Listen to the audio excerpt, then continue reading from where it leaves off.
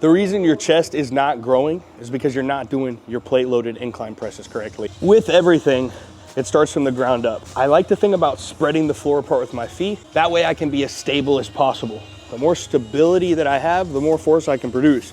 The more force I can produce, the more potential stimulus I have on paper here. You'll also see that I have these collars in between the bumper and the actual arm where I load the plates. That's gonna ensure that coming out of the pocket, my humerus isn't slamming into my GH joint with super heavy weight. And this is just gonna ensure that as I start to progress throughout my sets and I press heavy, that my shoulder does not take a beating. Now, while you're performing the movement, what I want you to think about doing is tucking your arms or breaking these handles in half.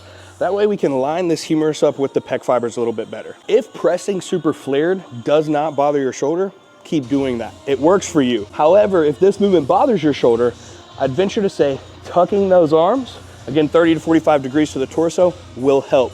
If we line this upper arm up with how the pec fibers run, we're going to take less of a beating to that rotator cuff musculature and all those small muscles in the shoulder. Now, what I like to think about doing is also touching my bicep to my torso as I'm performing these reps, and I keep a neutral spine. I don't need to overarch, but I also don't want to be bent forward like this. And if we put that all together, it's gonna look something like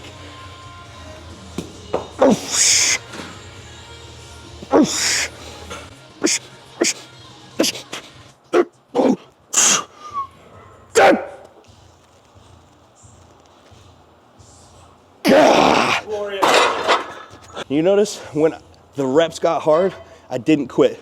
Because no matter how perfect my form is, if I train like a baby, I'm not gonna grow. So make sure you match that form with intense effort.